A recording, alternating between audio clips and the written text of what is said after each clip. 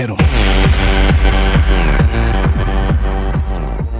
Hey, I'm Nicky from Easywriters, and tonight we are going to talk to Black Tiger Sex Machine. You love electro, you like masks, so you're right here. Tonight they are playing one of their famous shows in Munich, and these are my Hi5 questions. What's the basic idea of your starting up for becoming a DJ crew?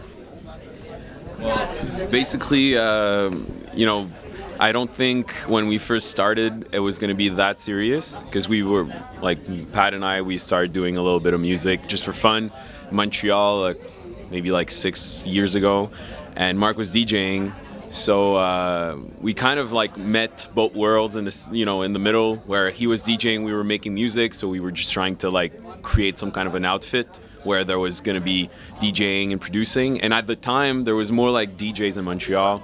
Not a lot of electronic producers. You know, there's some that are known like Tiga, but you know, it's more like techno influenced. So we were just trying to do what we love. We were inspired at the time by guys like Justice, Daft Punk, obviously, people like that. So when we just like tried to figure out a good way of putting our music out there, at first it was only like mostly sampling and disco house, and the project of Black Tiger Sex Machine kind of started with the sampling and the disco house and some shows here and there in Montreal. But then when we realized we had something cool, people were interested in it, we started our events, Kannibalen in Montreal.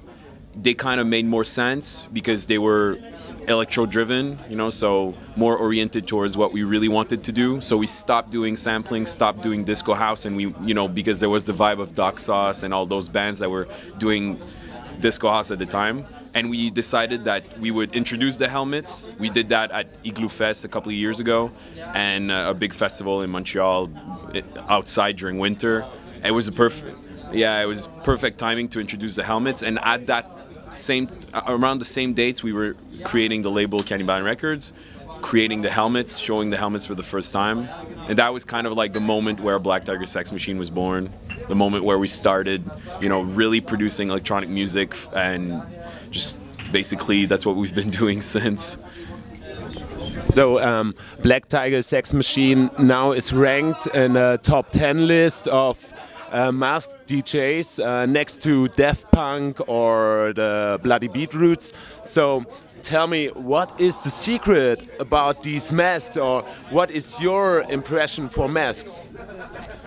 I mean, for us, the original idea for the masks was just to do something cool, but I think the reason people seem to like them, and a lot of other bands use them as well, is just the visual aspect it creates. You know, for a DJ when you're on stage, for us it can sort of create an image that fits with the music, and with the lights, you know, it adds a visual element to our stage presence when we're doing shows that I don't know why, the second we turn the lights on, people kind of go, wow, it's like, you know, it's starting and the bass kicks in and people really respond to it very well. You know, a lot of DJs, they have different types of stuff on stage, but for us it's really a way of creating an atmosphere during a party to sort of take you to a different place. You know, you're not just watching one guy, you know, pressing buttons on stage, but it kind of really creates a different feeling. And I think for us, it was masked, but it could be something else, you know. When we started, we really, as Julien said, like Justice, and they had, you know, a cross on stage, and it was the shows were really intense, and when the cross turned on, people would go nuts, and we just saw that and thought, you know, we were inspired by that to do something that would fit with our image and our music, and that's kind of where the idea came from. Yeah, and it's absolutely like when Pat says the light comes up. For me, it's more like getting somebody to move from his couch and to go to a club or an event or to go see an artist is hard. It's not like something that people don't realize, but promoters, they spend so much money, there's so much stress involved in creating events, and you never know if it's going to work out. Even if the artist is big, you know, or now he has a good name in a certain town or country, you never know if it's going to work out. So for us, it's more like if people are coming to a show to see us, we're going to give them something, you know, and we're three, so we always wanted to have that live aspect. And to have the helmets, having a helmet, it can be like really, really cool or really, really bad. You know, like you can, and even if you put a lot of money into building a helmet, it could look really, really bad. So we kind of wanted to have this bridge, or like this, to close the gap between North America, you know, the helmets that are more, I don't know, there's not a lot of guys that are famous except for like Deadmau5 with helmets.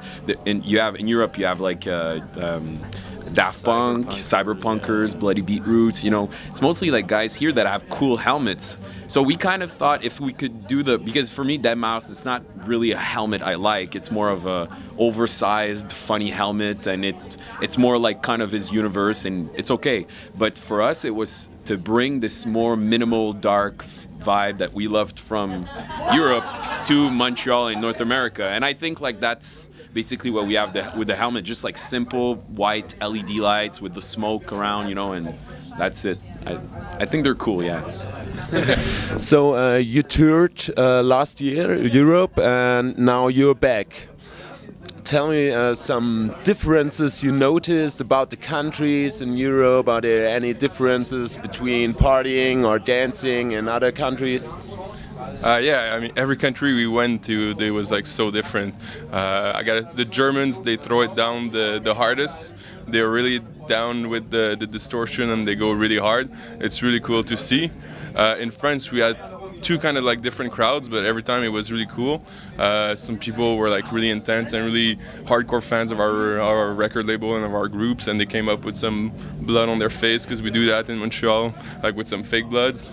So it was cool. And Italy, people dance a little less, but they enjoy the show a lot, and they come to see you after the show, and they tell you how great you were and how much they liked your music. So everybody has their own way of partying, which is more than okay. But every country has been great, but different. So the last tour was amazing, and so far it's been even better. Imagine you should tell someone your best moment in the career of Black Tiger Sex Machine. What would that be? I think we probably all have our own moments. I think for me, is last year we decided to create a new live show with, you know, that we've brought here. But last year, you know, we had just started doing it, and you know, we have all these new things that we plan to do on stage. And I remember the first show we did was last year. There's a big festival in Montreal, the Jazz Fest, and it's not just jazz, you know, they have electronic music and everything. And when we presented it for the first time, I think we were all like so stressed out, because like Julien was like doing live drums and I was playing, you know, synths and mashing it together with a DJ set from Marc. And you know, we practiced a lot, but you know, it's nothing like performing it for the first time. And I remember being like so stressed out and hoping, okay, I mean, there were a lot of also, you know, people from the music industry in North America in the room, and I was thinking like we could kill ourselves here, like if we suck, you know, it could really go badly. And thankfully it went well and the people enjoyed it, and for me that was a really great moment. I don't know if anyone else has. Yeah, last year we went for our first show in Italy, and that was the first time people were actually paying for us to go overseas in Europe, which where we always wanted to go and play, because we were from North America, and back then the market was way different. So we looked at Europe like the holy grail of electronic music. And remember, we were all sitting in the airport, like finally dropped our bag, everything was ready to go. And we just looked at each other and we're like, okay, somebody is paying us and paying our flights to go play a show, only one show across Europe. And that was like, okay, it's getting together and we're kind of doing what we want, and it was really rewarding. And yeah, that was like a special moment, which is not involved in music or anything, just three friends doing their thing, and yeah.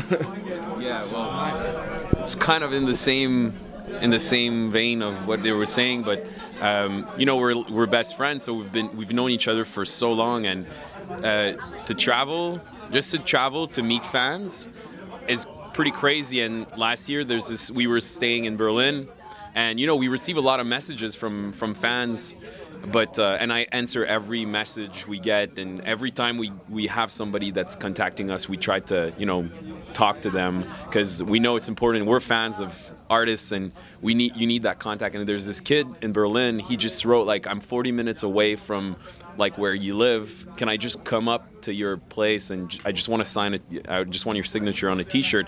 And it's not really about the signature, just like the fact that the kid comes to the place and he's like freaking out, he's like, oh my god, like, can I have a signature? And for me, you know, stuff like that, or receiving messages from like soldiers in Afghanistan, like, oh, I go jogging in the morning listening to Resurrecta or whatever. I don't know what he does after, but like for me it's just like rewarding to know that we have people actually listening to our music, coming to our shows. So yeah, it's been great so far. So you busy guys founded a label called Kannibalen Records. Tell us something about the basic idea, and especially I want to know, what can we expect from Black Tiger Sex Machine in the future? What are your plans?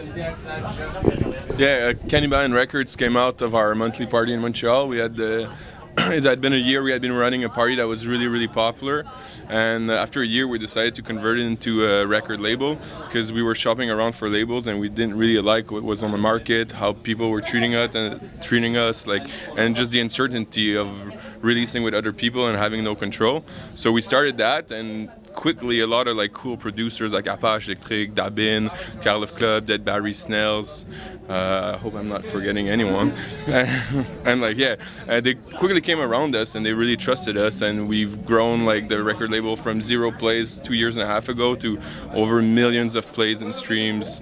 The whole network now is like 250,000 fans across all artists and across all medias, so that's really cool and rewarding.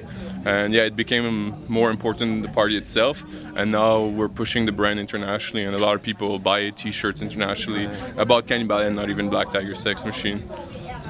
Yeah, I think too the thing that we were aiming when we created the label, like we mentioned again a few times, Justice, when they came out, they were on Headbanger Records in France, and they had other artists with them, and it was kind of like a family, and we kind of wanted to recreate that. So the artists that contacted us and that we wanted to create that with them, and you know, people collaborating, doing remixes and everything, working together, so that we can all sort of grow together, you know, and all sort of, you know, one producer has fans in an area, there's another producer, they work together, and just the collaboration is better for everyone. And artistically it creates really cool songs as well, where you have like a trap producer working with, you know, a drum and bass producer, and you know, also the guys on the label are so talented, you know, like in several disciplines. Like we have Carl of Club, Carell, who does electro trash, who's also a great photographer, who is actually coming on tour with us in a few weeks to shoot like a video documentary with us. And everyone helps each other out, and it's been great so far to see all these artists growing, and you know, some of them also as well are like younger guys, and you know, we've just been trying to help them out as much as we can, and for now it's gone really well, so hopefully it keeps going and growing in the future. And what's about the plans? Yeah, for us, for Black Tiger Sex Machine, I think like right now we're gonna finish this tour, but before leaving, it's always hard because we have so many artists to manage, and our stuff to finish, and the music to, you know, the live shows to build, that the live show is constantly changing. So we had to redo the live show for this tour because we wanted something smaller so we could carry it around, you know. So we're always working on new stuff, but basically what's coming up soon, we have a collaboration with Hazer from South Africa. That's done. It's coming out in mid-May. Like really old school, like electro trash, It's like a mix of techno trash. It's really different. We have a collaboration with a Montreal MC called Panther. He raps on a lot of tracks from Snails and Apache. He's like kind of a guy who does a lot of MCing and rapping on the tracks of Kannibalen Records. We have this kind of homage to Zelda. It's called Ocarina. That's going to come out for free when we hit 50,000 fans on Facebook, and it's this kind of like acid techno track, big room track with like stuff we like from we like that Nintendo vibe. You know, we do that once in a while. And we also have this collaboration with a young producer from Italy called Jeffer. That's going to come out on the EP also. So there's a lot of music coming out. We're gonna, you know, play a lot of shows and festivals in Quebec when we go back after this tour, and then we're probably touring in Mexico, and then hopefully coming back in Europe. We're already in talk for some new bookings, and maybe Asia. So it's a lot of touring and a lot of shows, and just basically, you know, keep touring. That's the thing, releasing tracks and keep touring. So guys, thank you for the interview, and I hope you have a great night tonight and going hard. So thank you, and high five. High five. At least we didn't miss the high five, you know.